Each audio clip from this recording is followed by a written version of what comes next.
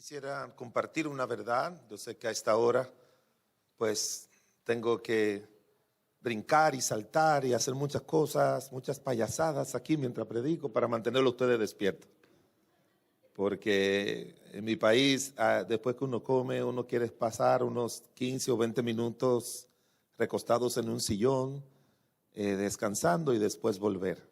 Y sobre todo cuando hay arroz con frijoles, como le llaman ustedes. Para nosotros arroz con habichuela y plátano maduro frito. Yo no sé quién fue que planificó la comida, pero esa es parte de verdad de la comida dominicana, con esos ingredientes. Pero quiero traer una verdad importante, entiendo yo. Puede usted verla como muy usual, muy sencilla. Pero a veces donde más fallamos son esas cosas básicas de la vida cristiana. No necesitamos demasiada profundidad para ser buenos cristianos. Tenemos que entender a Dios, obedecerle y agradarle. Y Él es un Dios que nos trae las verdades de una manera sencillas, que podamos comprenderla. Y yo pienso que este es el contexto de todo lo que Dios nos ha traído a través de la enseñanza y de las que ya hemos visto. El título de la enseñanza es Cuida tu conducta en tu casa. Porque no basta con que usted y yo enseñemos a nuestros hijos, los instruyamos en las verdades de Dios, lo traigamos a la iglesia, si después desbaratamos todo con la conducta que nosotros tenemos en nuestra casa. Alguien dijo que un hipócrita es una persona que es un buen cristiano en todas partes, menos en su casa. Y yo pienso que el cristiano que uno es en su casa, ese es el cristiano que uno es. Años atrás oí de la historia de un hermano en la iglesia, de una iglesia que falleció, y ellos lo tenían allí en la funeraria o en el templo, no sé dónde fue que lo velaron, según leí la historia. Pero lo cierto es que cuando le tocó al pastor pararse para hablar acerca de este hermano, ahí estaba sentado la viuda, una mujer relativamente joven, así murió él, habían sus 3 niños sentados al lado. Y entonces el pastor comenzó a decir, esta iglesia, este hermano que falleció va a dejar un gran vacío aquí. Y comenzó a describirlo. Era un hombre que no discutía con nadie, que no le gritaba a nadie, que no ofendía a nadie, que nunca dijo una mala palabra, que nunca tuvo una mala actitud, siempre era dulce con los niños, ayudaba a las ancianas, siempre estaba dispuesto a ayudar a alguien, era un hombre caballeroso, cariñoso, bondadoso, y comenzó a describir a este hombre. El hijo de 14 años que estaba al lado le dijo a la mamá, ve a ver si ese muerto es papá. Chequéate. No me luce que estén describiendo la misma persona. Eso puede pasar con cualquier cristiano, porque yo lo he vivido. Ya lo he vivido bien oyendo ese tipo de cosas. Por eso, si usted quiere que lo que enseña o lo que usted quiere que sus hijos logren, tiene que tener mucho cuidado. Usted y yo como padres y como esposos, cómo nos conducimos en nuestra casa. Vamos a leer un pasaje de la Biblia en el libro de Salmos, pero vamos a basar toda nuestra enseñanza en el libro de Proverbios. Ya como le dije en esta mañana, Proverbios es el libro donde vamos a aprender muchas cosas en nuestra relación con los demás y aún con Dios. En el Salmo número 101, el Salmo 101, versículos 1 y 2. Salmo 101, versículos 1 y 2. Puede permanecer sentado, pero léalo conmigo, por favor. Salmo 101, 1 y 2. Aquí vamos. Misericordia y juicio cantaré A ti cantaré yo, oh Jehová. Entenderé el camino de la perfección cuando vengas a mí. En la integridad de mi corazón andaré en medio de mi casa. Señor amado, te damos muchas gracias por tu palabra y la disposición que tú tienes de enseñarnos continuamente a través de ella, no solamente para aprender grandes doctrinas que son importantes, pero también para aprender cómo ser grandes creyentes en donde quiera que nos encontremos, principalmente en nuestra casa. A ti te interesa ese lugar más que cualquier otro en esta tierra. Que tu Espíritu nos enseñe en esta mañana y que traiga aquellas verdades que tú quieres recordarnos a cada uno de nosotros donde estamos fallando y aquellas donde tú quieres que actuemos correctamente. Que tú nos dé un espíritu humilde y noble frente a tu palabra y a tu espíritu. Y que seas tú, oh Dios, con tu poder que la traiga a través de tu siervo en el nombre de Jesús. Amén, amén. David, otra vez, este gran siervo de Dios, hablando acerca de que en nuestras casas nosotros tenemos que ser, más que cualquier otro lugar, personas íntegras. Es una de las palabras que aparece mucho en las Escrituras, refiriéndose a que la palabra íntegro quiere decir completo, total. Que cada una de las áreas importantes de nuestras vidas estemos actuando bien, estemos marchando bien, estemos haciendo las cosas bien. Uno de los problemas que tenemos en nuestros países con la corrupción es por falta de integridad. Uno de los grandes problemas que tenemos en la vida social de nuestra nación es no encontrar personas íntegras. Y uno de los problemas que aún tenemos en las iglesias es no encontrar cristianos completamente íntegros. O sea, cristianos que digan la verdad, cristianos que tengan una buena relación con los demás, un buen comportamiento. Pero claro, en esos lugares uno está no con la frecuencia que uno está en casa. Hace unos años atrás fueron una de las cosas que uno se entera años después, pero fue una pareja que venía de otro país y comenzó a asistir a la iglesia. Me oyó predicar, vio la iglesia, conoció la doctrina, pero sin yo saberlo se acercó a uno de mis hijos y le hizo la siguiente pregunta: ¿cómo es tu papá en casa? Y luego me dijo, eso lo supe yo años después, y luego me dijo, la razón por la que me quedé todos estos años allí bajo su pastorado fue por lo que me dijo su hijo. No fue por predicación, no fue por las enseñanzas doctrinales, no fue por preparación, no fue por nada. Hay gente que quiere ser guiado, enseñado, ayudado por personas que están haciendo la voluntad de Dios. No estamos hablando de perfección, ninguno lo vamos a lograr. Pero realmente, cuando una persona camina bien en su casa, se dedica a hacer las cosas correctamente en su hogar, a representar al Señor en su casa, van a ser personas confiables en cualquier lugar donde deban servir a otros. Y eso es exactamente lo que David está diciendo. Después, obviamente, él comienza a describir algunas de las cualidades que tiene una persona, y si usted ve el título que le pusieron, no que le puse Dios, pero que le pusieron allí, es la promesa de vivir rectamente. Y él comienza a decir lo que no va a poner delante de sus ojos, que no se va a desviar, que corazón perverso se apartará de mí, el que infama a su prójimo, no pondré, mis ojos pondré sobre los fieles de la tierra.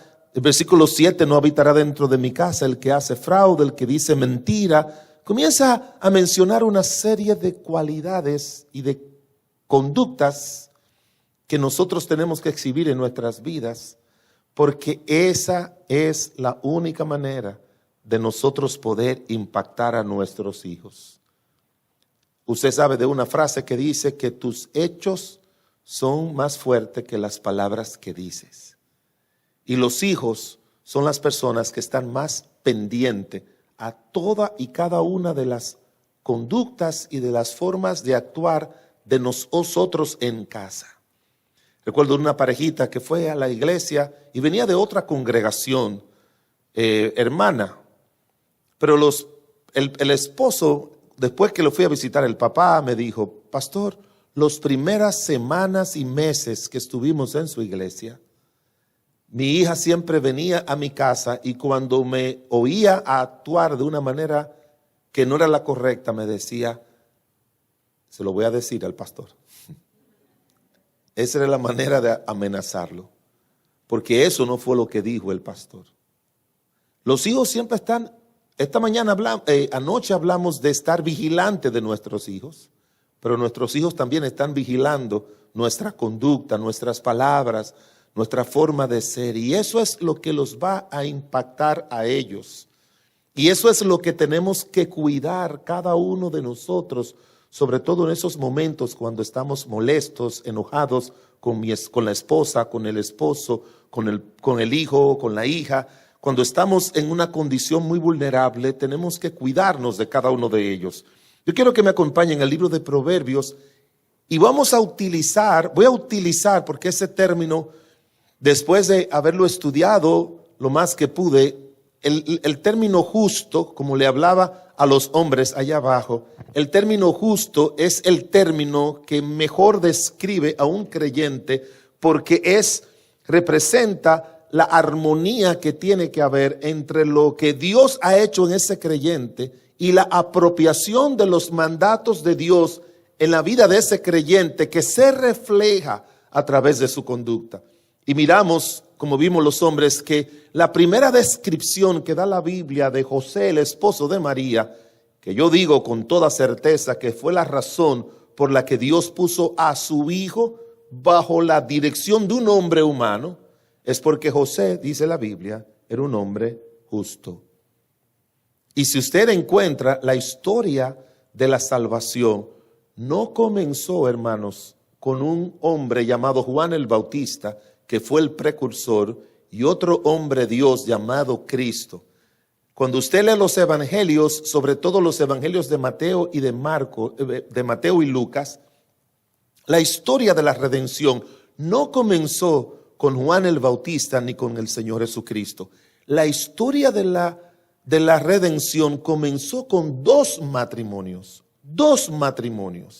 En el libro de Mateo habla de José, que era un hombre justo. De María habla igual lo bien que era ella. Y en el de Juan el Bautista, si usted lee Lucas el capítulo 1, por favor acompáñeme rápidamente.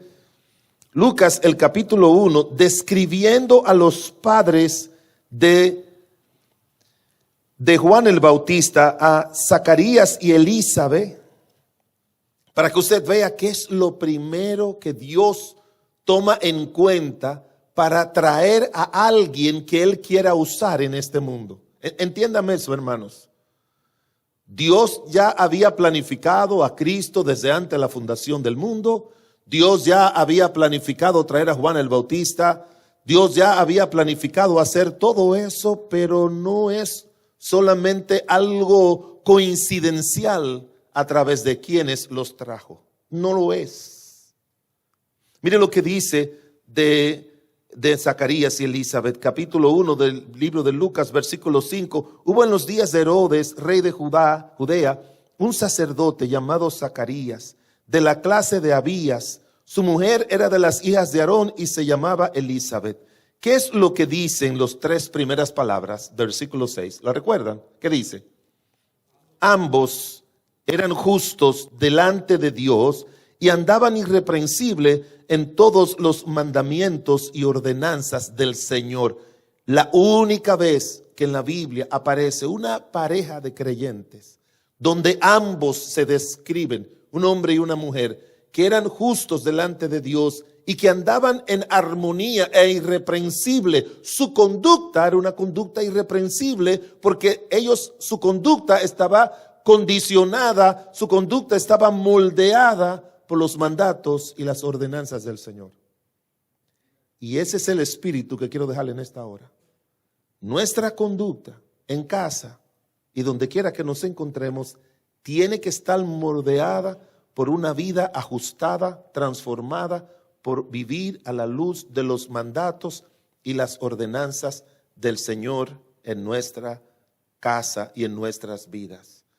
Y eso es exactamente ese término el que yo quiero que vayamos al libro de Proverbios, como le dije, capítulo 12, para que comenzamos a mirar algunas de las descripciones que se nos da de cómo debe ser nuestra conducta en casa. Recuérdese que hay versículos para todo.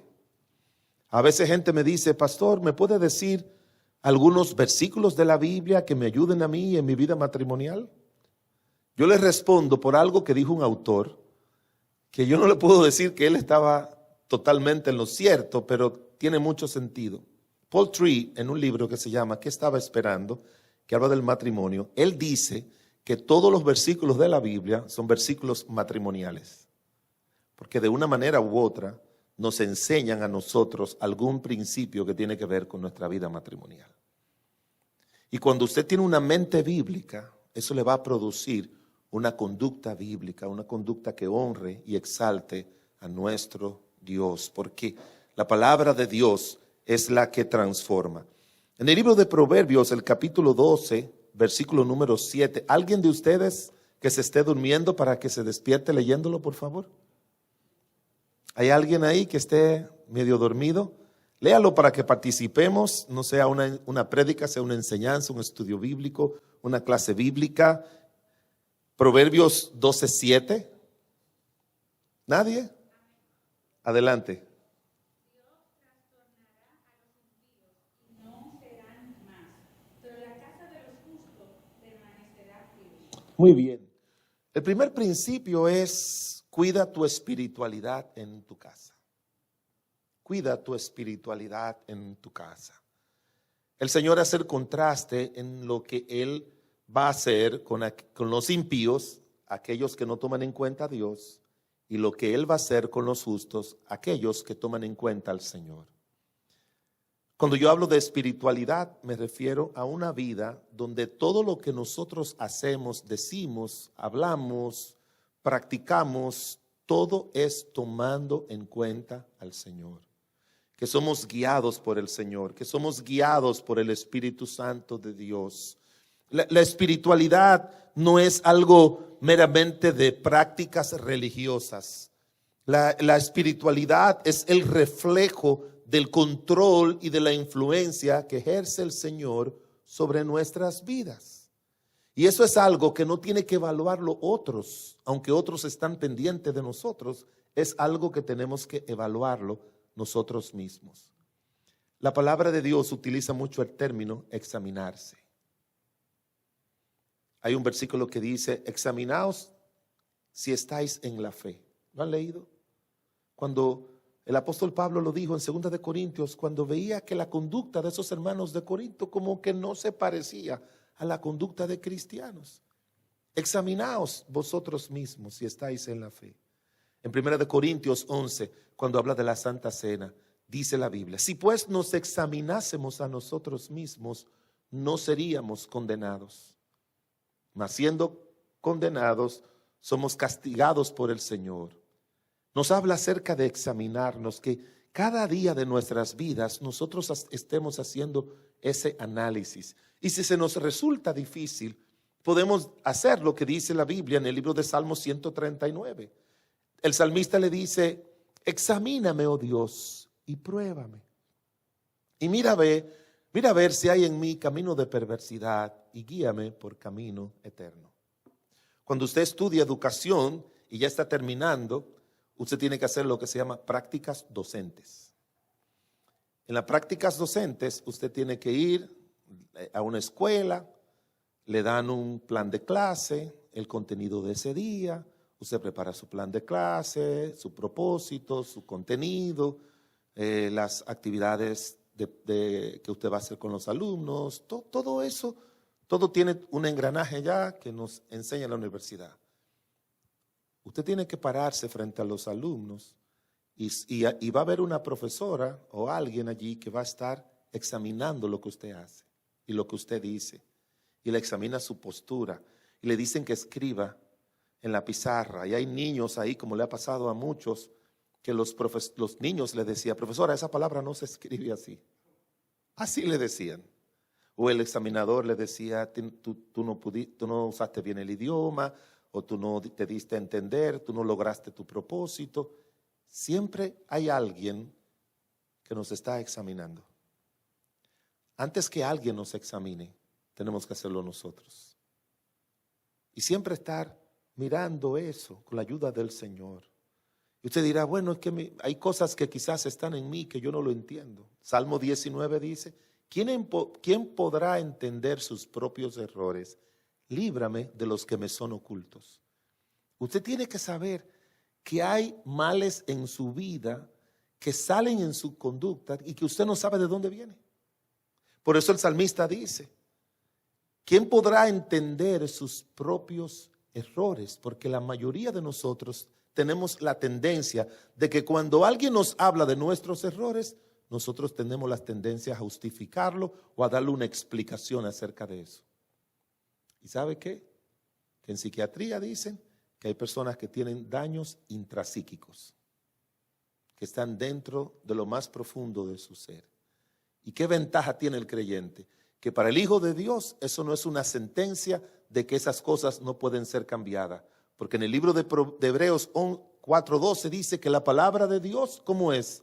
Viva y eficaz, y más que cortante que toda espada de dos filos, que penetra hasta partir el alma, las coyunturas, los tuétanos, discierne los pensamientos y las intenciones del corazón. Usted y yo tenemos a Dios que usa su palabra para reparar nuestros daños intrapsíquicos y para sacar nuestros más profundos errores y males y frustraciones que nosotros hemos vivido, que puede ayudarnos a olvidar esos eventos traumáticos que vivimos en nuestros pueblos, en nuestra niñez. Es que gente me dice a mí, es que esa imagen de lo que mi papá golpeando a mi mamá, o esa imagen de mi papá echándome de la casa, eso yo no lo puedo olvidar. Déjeme decirle que cuando el Señor viene a una vida y tú identificas algo que te ha dañado, la obra de la salvación no solamente llega a perdonar nuestros pecados, sino a sanarnos de nuestros propios pecados y del paso del pecado de otros sobre nuestras vidas. Nos ayuda, porque nosotros sufrimos por nuestros propios pecados y por el paso del pecado de otros sobre nuestras vidas. Y eso nos va a ayudar a ser cristianos espirituales, a ser cristianos que podamos, como dice la Biblia, que la casa del justo permanece firme. Hay una firmeza en nuestro espíritu, en nuestro corazón, en nuestra alma. Hay una firmeza de vida. No andamos vacilantes. No somos, para mí, yo sé que ustedes han oído hablar de lo que se llama bipolaridad, ¿verdad? Es un problema mental que cuando una persona es bipolar, usted sabe que en el mundo hay dos polos, de ahí es que viene el término. Es una persona que está muy eufórica, como le llaman, que habla y habla mucho, y después está muy depresiva, que es que no quiere hablar y con mucha tristeza. Yo he encontrado a muchos cristianos espiritualmente bipolares, que un día están muy bien con el Señor y otro día no están bien. Que un día quieren servir y después no quieren servir. Que vienen con ánimo a la iglesia y después se desaparecen por un tiempo. Que se dedican a leer su palabra y orar y después lo dejan de hacer. Y la palabra de Dios siempre nos manda a estar firme. Estar firmes, estar firmes, estar firmes. Y la única manera de estar firme, como dijo el Señor en Mateo 7, el que oye estas palabras y las hace, le compararé a un hombre prudente. Y para poner un ejemplo, no pone un edificio, no pone una planta, dice edificó su casa. Y ahí no se refiere a la casa de la familia, se refiere a su propia vida. Edificó su casa sobre la roca. Y vinieron vientos y dieron con ímpetu y no pudieron derribar esa casa, porque estaba edificada sobre la roca. Edifique su vida no sobre sentimientos, no sobre emociones, no sobre circunstancias, no sobre el pasado. El que vive en el pasado, hermanos, va a ser una persona negativa el resto de su vida. Un autor dijo que, ustedes se recuerdan cómo era que se sacaban las fotos antes, ¿verdad? Un autor dijo que una persona negativa es una persona que está todos los días en un cuarto oscuro revelando negativos. O sea, los negativos, ¿verdad?, de fotos que habían antes. Y esa gente que siempre tienen esas imágenes del pasado y se la pasan con esa imagen entera. El apóstol Pablo dice, olvidando lo que queda atrás, me extiendo a lo que está delante. En Cristo Jesús somos más que vencedores y tenemos que decirle a Dios que nos ayude a vencer todo lo malo que hay dentro de nosotros. Porque eso daña mucho a nuestros hijos. Eso daña mucho. Esos cambios de espiritualidad dañan mucho a nuestros hijos. Cuando ese hijo se despierta y abre los ojos y dice, ¿cómo amanecerá? ¿Cómo amaneció mamá hoy? ¿Cómo amaneció papá hoy? Y se les salta el corazón y los enfermamos, como lo decía hoy. Usted y yo tenemos que cuidar nuestra espiritualidad. Dios dice la Biblia que en el libro de Salmos Proverbios 3:33 dice, la maldición de Jehová está en la casa del impío, pero bendecirá la morada de los justos. Usted y yo lo que tenemos es pedirle a Dios que nos ayude a ser una bendición para los nuestros. Un segundo principio es Proverbios 12:18. Proverbios 12:18.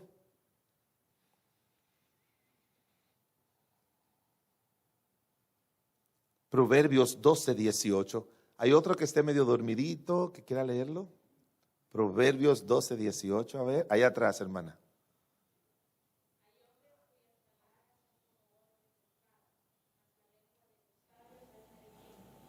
En segundo lugar, cuida tus palabras en casa. Cuida tus palabras.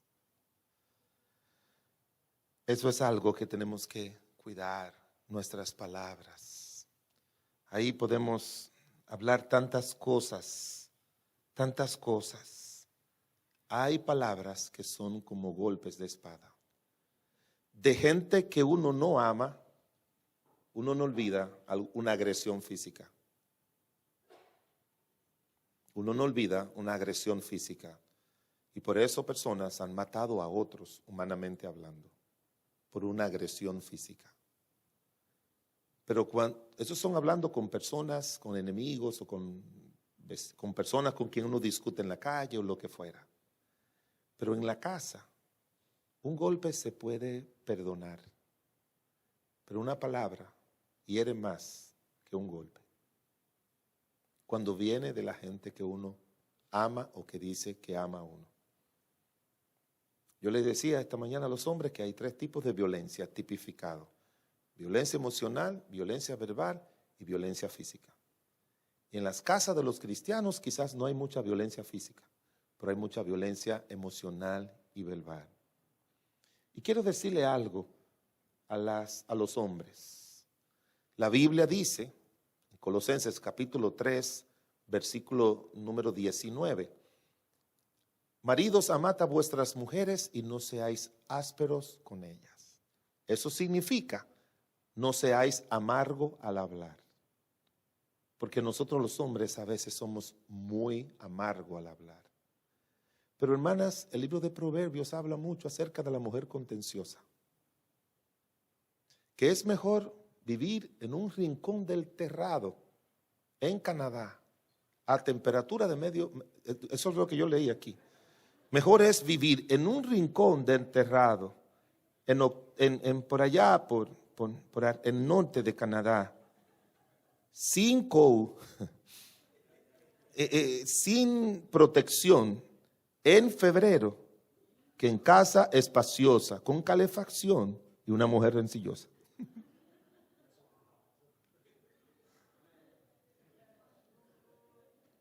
Ay, pastor, usted se la trae contra las mujeres. Dios se la trae.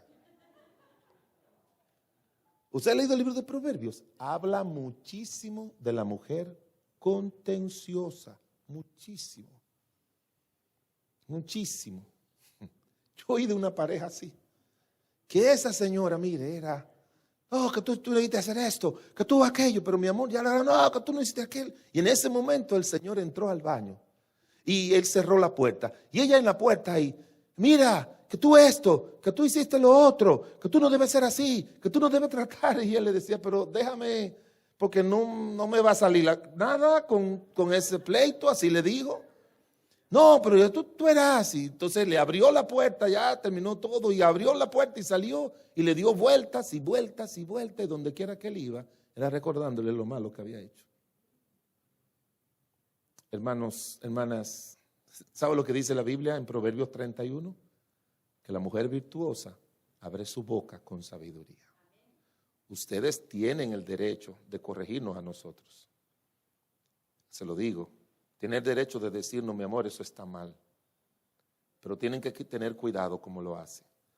Porque si lo hacen de mala manera, eso va a afectar más el corazón del hombre. Y ya el hombre, ya nosotros no necesitamos que nos dañen más el carácter. No lo necesitamos. Ustedes tienen que ser mujeres de Dios que usen su boca con sabiduría. No anden peleando. Te dice, pastor, pero usted explicó poco de los hombres y mucho de las mujeres. Porque nosotros los hombres somos más con esto. Y ustedes más con esta. Mire, yo nunca le he levantado esta mano a mi esposa. No sé de esta, pero esta yo nunca se la he levantado.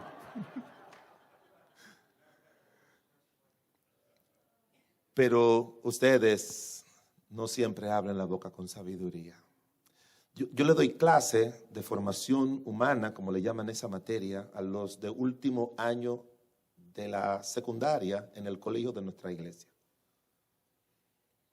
Y yo le paso un test a ellos acerca de los traumas, porque nos han enseñado de que no es bueno pasar una etapa de la vida a otra con situaciones de la etapa pasada no resueltas. ¿Sí me entiende? Y la adolescencia termina a los 18 años. Y ya allá normalmente terminan a los 18 años. Si yo le doy un test con 21 aspectos que pueden causar trauma en la niñez o en la adolescencia. Y después yo saco porcentajes para saber cómo les voy a hablar. Recuerdo de una clase que el 65% de los alumnos dijeron que algo que le causó mucho trauma eran los pleitos de los padres. Los pleitos de los padres. Déjeme ver si lo tengo. Yo ando con él siempre, con ese recorte de periódico aquí.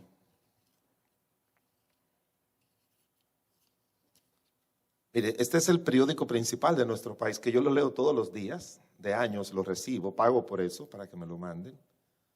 Y ahí saco muchas de las cosas de esta vida que pueden ser ayuda a los padres. Pero mire, ¿usted ven, de allá ven una foto de un niño? ¿Sí?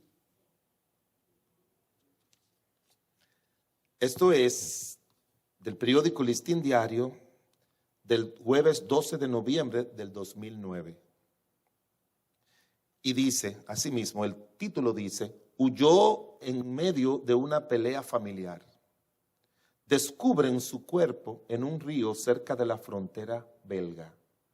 Jonas Gratlow, de 4 años, desapareció el pasado 26 de octubre de 2009 tras escapar de su casa durante una pelea entre sus padres.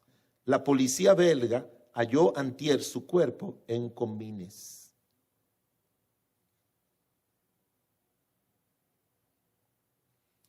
Lo que Dios dice en Proverbios, hermanos, no es algo que pasaba en el tiempo de Salomón, porque la palabra de Dios es para cada época.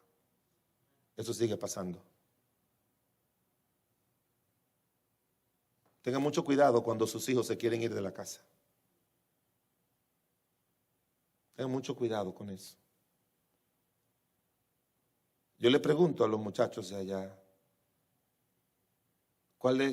¿quiere ir de tu casa? Y cuando los muchachos me dicen que se quieren ir de la casa, yo sé que en la casa hay un ambiente que puede ser insoportable e intolerable. Donde hay mucha violencia verbal entre los padres y de los padres hacia los hijos. La Biblia dice que nosotros no podemos exasperar a nuestros hijos. ¿Usted lo ha leído eso? No se puede exasperar. Y hay madres y padres, sobre todo, perdóneme, no estoy en contra de damas. Yo crecí con mi mamá.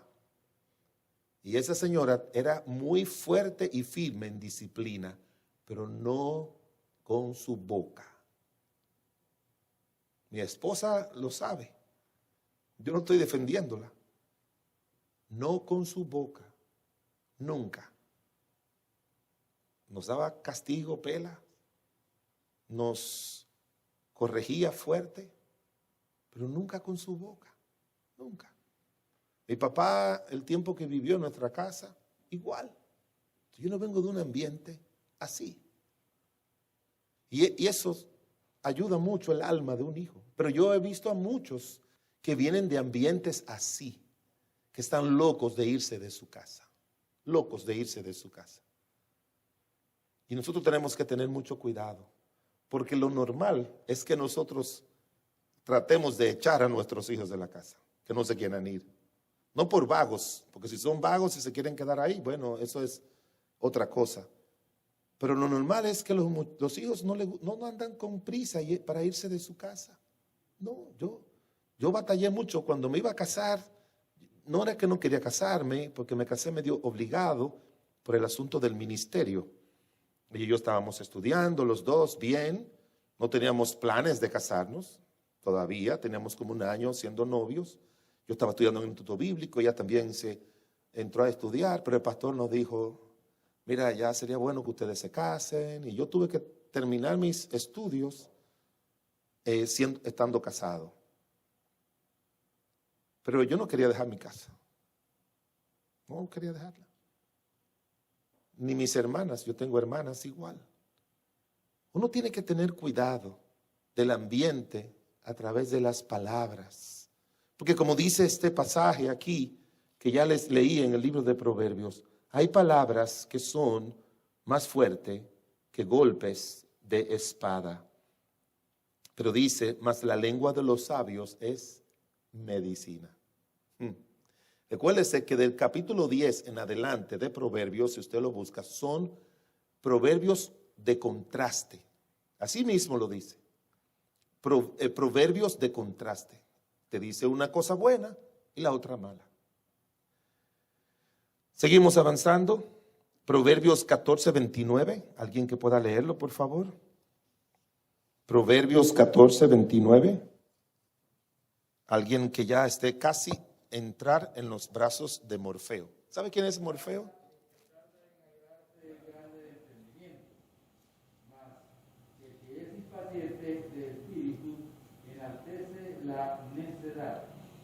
En tercer lugar, hermanos, cuide tus reacciones en casa. Cómo tú reaccionas. Cuando nosotros nos airamos, hermanos, dice un versículo que el que fácil se aira cometerá locuras. En la Biblia también dice, airaos pero no pequéis, no se ponga el sol sobre vuestro enojo. Tenemos que tener cuidado cómo reaccionamos. Dice en Proverbios 15:18, el hombre iracundo promueve contiendas, mas el que tarda en airarse apacigua la rencilla. Proverbios 16:32, mejor es el que tarda en airarse que el fuerte, y el que se enseñorea de su espíritu que el que toma una ciudad.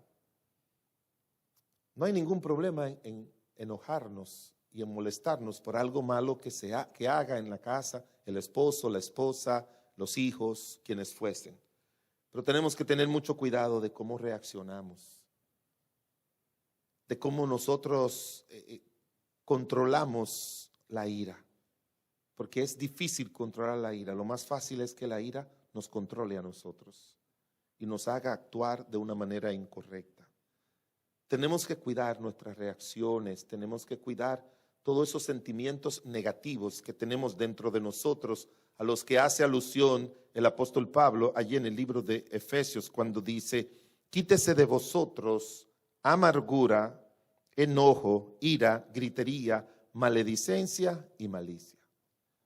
Si usted va al libro de Gálatas, cuando habla de las obras de la carne, usted va a encontrar, las puede dividir en dos grupos. Un grupo se llaman los pecados del espíritu y en otro los pecados de la carne. Los pecados del espíritu habla de celos, ira, contienda, disensiones. Los pecados de la carne es fornicación, adulterio y los demás. Y nosotros somos muy suaves con los pecados del espíritu y atacamos fuertemente o nos ocupamos solamente en los pecados de la carne. Yo nunca he adulterado, yo nunca he matado, yo nunca he robado. Y eso es bueno. Pero nosotros tenemos también que cuidarnos de los pecados del espíritu. Por eso el pobre Moisés no pudo entrar a la tierra prometida. Porque dice la Biblia en uno de los salmos: porque hicieron enojar su espíritu. Y oiga como dice la Biblia: y les fue mal a Moisés. Y les fue mal a Moisés. ¿Y sabe por qué? Porque Moisés, ¿usted recuerda la historia? Golpeó la roca. Y la golpeó molesto y enojado por ese pueblo. Y Dios no se lo perdonó. Se me dirá: pastor, pero un día él le dijo a Moisés que golpeara la roca. Pero ahora Dios le dijo: habla a la roca. Parece ser, armonizando bíblicamente, en el libro de 1 de Corintios 10 dice que la roca que le siguiera a Cristo.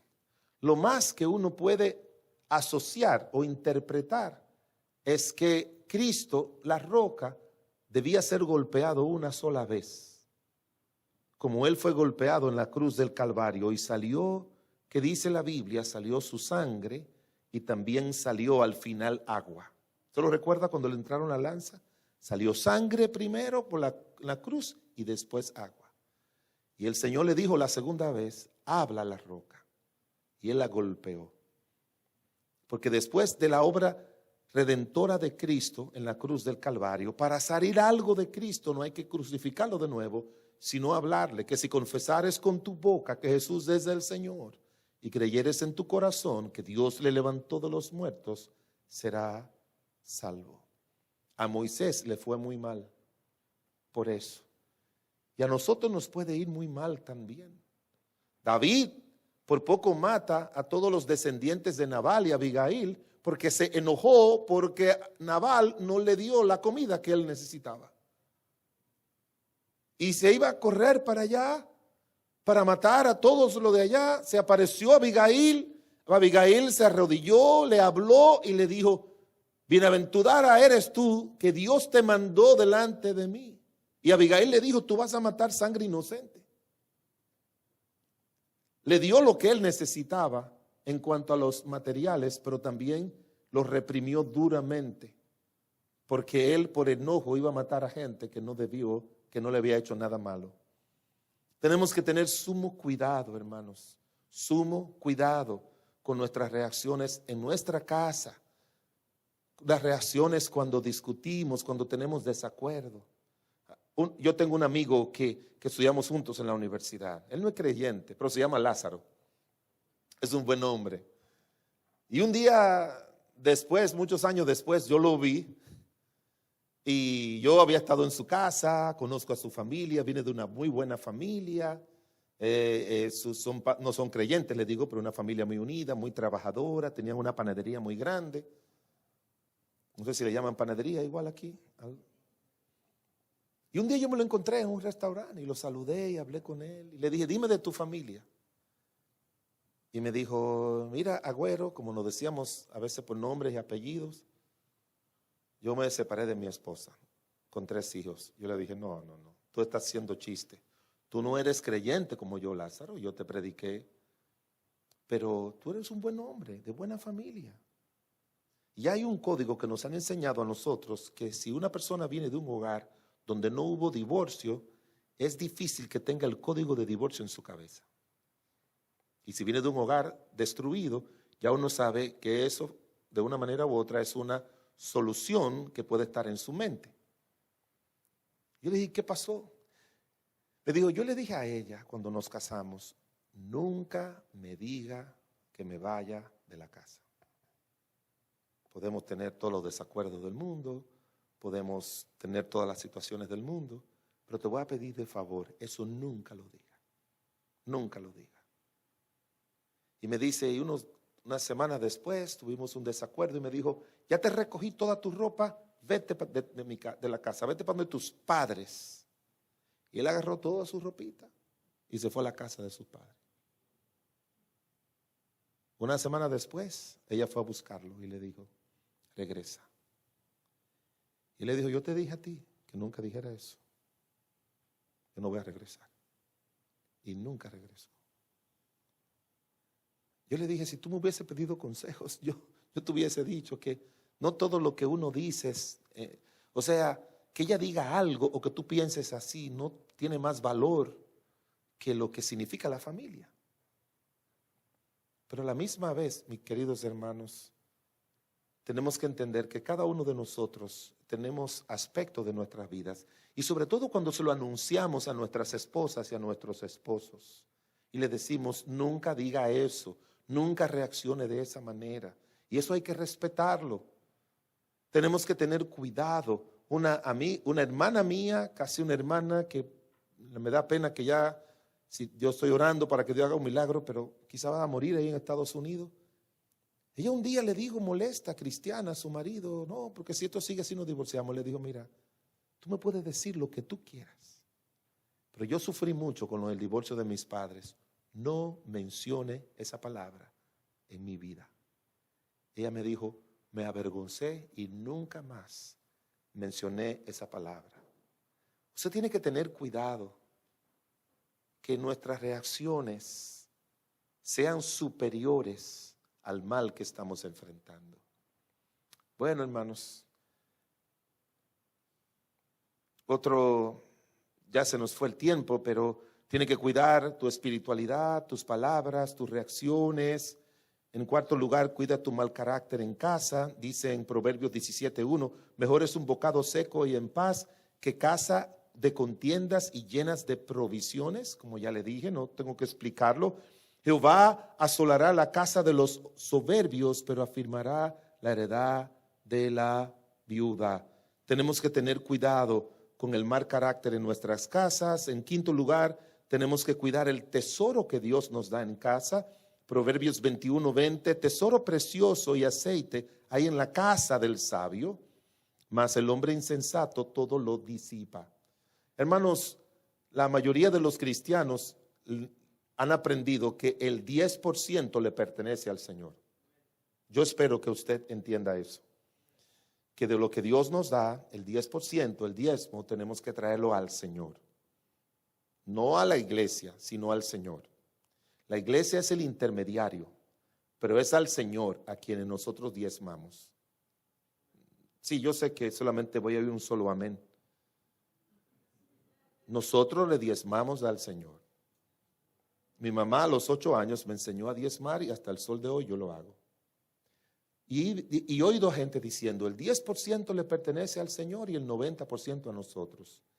Déjeme decirle, hermano, el 10% es para la obra de Dios y el otro 90% para que el Señor nos diga qué vamos a hacer con él. Porque todo lo nuestro le pertenece al Señor. Todo.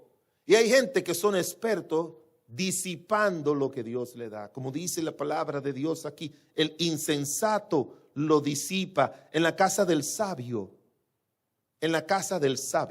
siempre va a haber aceite. Yo recuerdo de un amigo nuestro que vivió en Nueva York en los años 70 y cuando él trabajaba en una factoría, dice él, y había otro dominicano que venía de un campo, de un pueblo, y donde no hay muchas cosas, y en la hora del lunch, él siempre traía pan con tuna. Y todos ellos compraban McDonald's, compraban Burger King, compraban todas esas cosas que existían y buenos almuerzos. Y él siempre traía eso. Y todos le hacían bullying, como decimos hoy en día. Y él decía, no, no importa. Pero si tú vienes del campo que se come mal, aquí a comer peor. Porque eso ni en mi casa yo lo comí. No, yo quiero comer eso, me gusta. 5 años después él dijo que iba para nuestro país porque no quería criar a sus hijos en esa ciudad. Y le dijo, yo voy a llevar a mis hijos para allá. Después, cuando estén grandes, los vuelvo a traer para la universidad. Pero ahora yo no quiero que me lo deformen en estas escuelas. Y voy a poner un negocio allá. Y le dijeron, si tú no tienes para un lunch, ¿cómo va a tener para poner un negocio? Dice, bueno, pero lo voy a hacer. Anunció que el viernes que viene era su último día de trabajo. Y le dijeron, no, no te veremos el lunes, tú no tienes dinero para comer ni nada. El viernes llegó y en vez de llevar su lonchera, lunch de pan con tuna, llevó un maletín lleno de dinero y lo abrió y le dijo, aquí yo no vine a disipar, aquí yo vine a ahorrar para llevar a mi familia a que coma bien en mi país y a tener un negocio y poder pagar un buen colegio. Y se fue y lo dejó a todos atónitos. El que trabaja, hermanos, duro en el día de hoy, tiene que ahorrar suficiente para el mañana. Cuando usted vaya al supermercado, no gaste, invierta. Una cosa es gastar y otra cosa es invertir.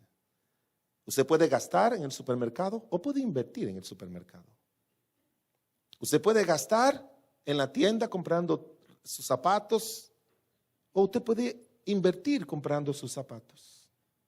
Si se lleva de gusto, hermana, usted va a tener el closet entero con 25 pares de zapatos que no se lo puede poner constantemente. Y que después que se lo quiere poner, están pasados de moda y tiene que mandarlo a Goodwill. Y nosotros los hombres igual. Encontré un primo mío que no tiene casa y tenía un reloj de $5,000.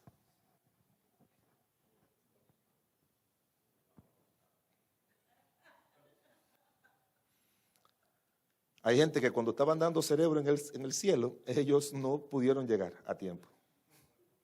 En serio. Cuida tu tesoro en casa y por último, cuida tus tratos con los demás fuera de casa. Proverbios 17:13 dice, el que da mal por bien, no se apartará el mal de su casa. Que Dios le bendiga.